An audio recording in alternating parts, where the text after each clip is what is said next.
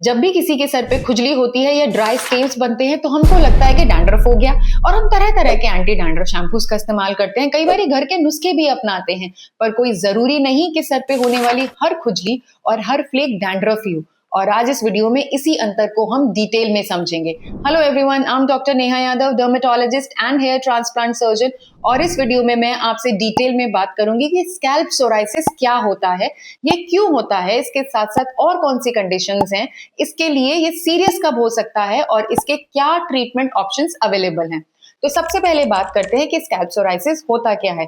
सबसे पहले सोराइसिस क्या होता है। सोराइसिस एक ऑटो इम्यून कंडीशन है जिसमें हमारी बॉडी के जो इम्यून मीडिएटेड टी सेल्स होते हैं वो ही हमारी बॉडी के अगेंस्ट काम करने लगते हैं।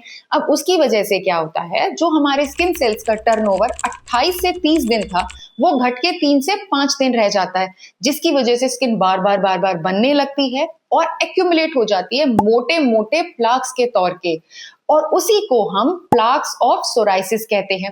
अब ये जो सोराइसिस के प्लाक्स है, अगर स्कैल्प पे इकट्ठे होते हैं तो उन्हें स्कैल्प सोराइसिस कहते हैं। अगर बॉडी पे होने लगते हैं तो हम उसे सोराइसिस वल्गैरिस भी कहते हैं। स्कैल्प सोराइसिस कई बारी अकेले प्रेजेंट करता है, कई बारी बॉडी पे प्लाक्स के साथ में प्रेजेंट करता है और कई बारी ये दोनों साथ में भी आते हैं। अब बात करते हैं कि स्कैल्प सोराइसिस डैंड्रफ से कैसे अलग होता है।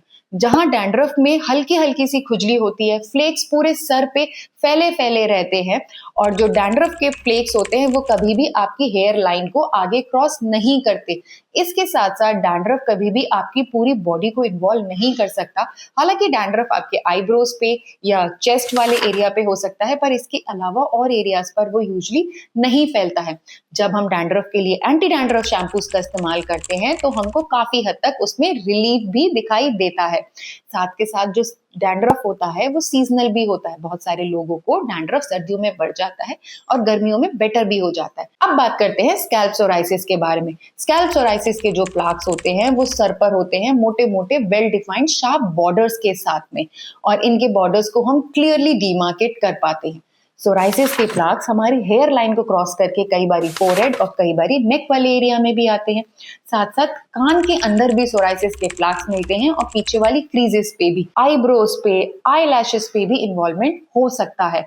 बॉडी पर भी सोराइसिस के प्लाक्स डिस्टिंग्विशली कुछ इस तरीके के हमारे को दिखाई देते हैं। फिर सोराइसिस में हमें कई बारी जो एंटी डैंड्रफ शैम्पूज हम इस्तेमाल करते हैं उससे रिलीफ नहीं मिलता, और खुजली के साथ साथ कई बारी पेशेंट को स्कैल्प पे टाइटनेस, खिंचाव, तनाव या दर्द जैसी फीलिंग्स भी होती हैं। नेक्स्ट लेट्स टॉक अबाउट कि स्कैल्प सोराइसिस के साथ में क्या क्या एसोसिएटेड हमें और फीचर्स दिखते हैं। सबसे पहला तो बॉडी के सोराइसिस के प्लाक्स दिख सकते हैं जो कि कुछ इस तरीके के दिखाई देते हैं। सेकेंडली हमारे जॉइंट्स का इन्वॉल्वमेंट होना, जिसे सोराइटिक आर्थराइटिस कहते हैं। जब जॉइंट्स सूजे होने लगे, लाल होने लगे, उनमें दर्द होने लगे और उनका मूवमेंट थोड़ा मुश्किल हो जाए।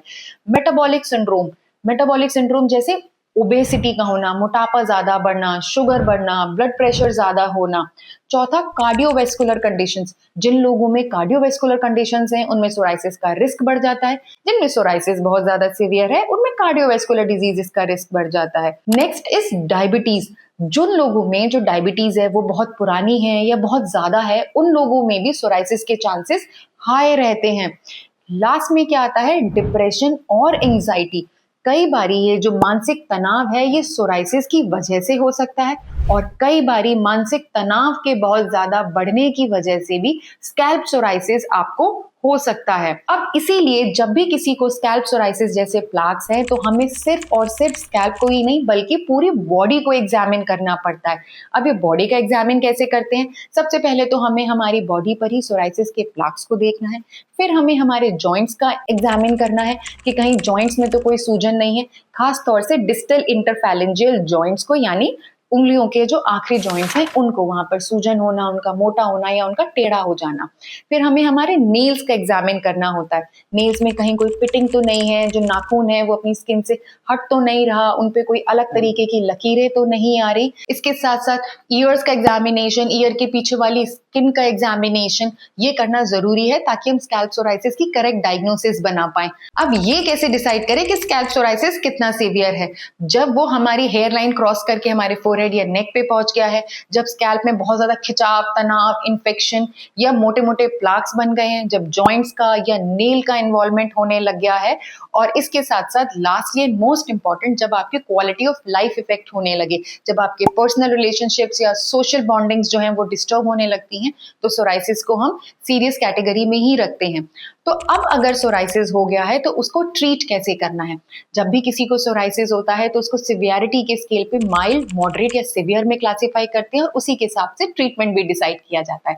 अगर किसी को माइल्ड सोराइसिस है तो सबसे पहले हम टॉपिकल कॉर्टिकोस्टेरॉइड को स्टार्ट करते हैं, जिनमें हम कुछ टॉपिकल कॉर्टिकोस्टेरॉइड लोशंस स्कैल्प पे लगाने के लिए देते हैं, जिससे इम्यून रेगुलेशन होगा और स्कैल्प पे नए प्लाक्स नहीं बनेंगे।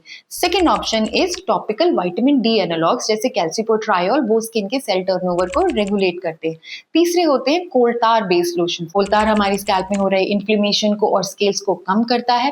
फोर्थ है सैलिसिलिक एसिड। सैलिसिलिक एसिड वो जो स्केल्स है उनको रिमूव करके हमें काफी हद तक सोराइसिस के प्लाक्स में रिलीफ दिलाता है। अगर किसी को मॉडरेट स्कैल्प सोराइसिस है तो ऐसी कंडीशन में हम इन कॉम्बिनेशंस को भी दे सकते हैं और उसके साथ साथ हम उनको टारगेटेड फोटोथेरेपी या तो यूवीबी या यूवीए भी स्टार्ट कर सकते हैं, जिससे उनको काफी अच्छा रिलीफ आता है। अगर किसी को सिवियर स्कैल्प सोराइसिस है या उनकी क्वालिटी ऑफ लाइफ बहुत ज्यादा डिस्टर्ब है तो ऐसी कंडीशन में हम ओरल मेडिकेशंस या इंजेक्टेबल स्टार्ट करते हैं। ओरल मेडिकेशन ज्यादातर इम्यूनोमॉड्यूलेटर्स होते हैं जैसे मिथोट्रिक्सेट या फिर साइक्लोस्पोरिन या फिर जैक इनहिबिटर्स। अगर बहुत ही ज्यादा क्वालिटी ऑफ लाइफ डिस्टर्ब है या सिवियर स्कैल्प सोराइसिस है तो ऐसी कंडीशंस में हम बायोलॉजिक्स भी स्टार्ट करते हैं, पर कोई भी खाने वाली या इंजेक्टेबल दवाई को बिना डर्मेटोलॉजिस्ट से कंसिडर करे बिना और उसके साथ साथ कुछ स्पेसिफिक टेस्ट होते हैं उन्हें कराए बिना स्टार्ट नहीं करना चाहिए। अब लास्ट में ये सवाल बहुत सारे लोग पूछते हैं कि क्या सोराइसिस 100% क्योर हो सकता है और इसका जो ट्रीटमेंट है वो कितना लंबा चलेगा।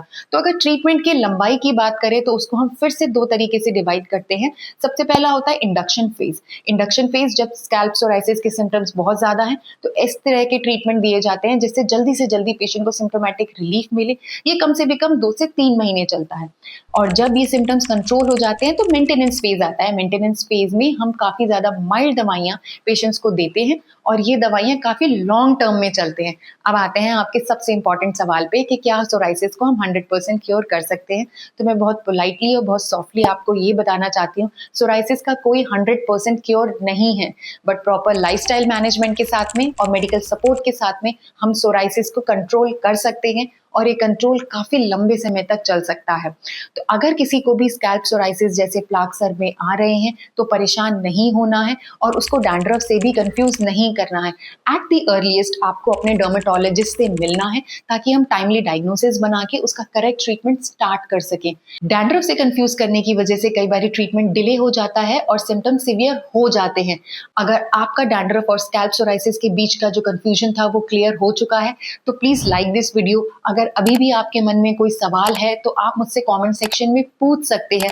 इस वीडियो को ज्यादा से ज्यादा शेयर कीजिए ताकि आप स्कैल्प सोराइसिस के प्रति सोशल अवेयरनेस क्रिएट कर सके। और हाँ, please do not forget to subscribe to my channel ताकि आप ऐसे और एजुकेशनल कंटेंट को वॉच कर सके। And also please press the bell icon to get regular notification of such videos.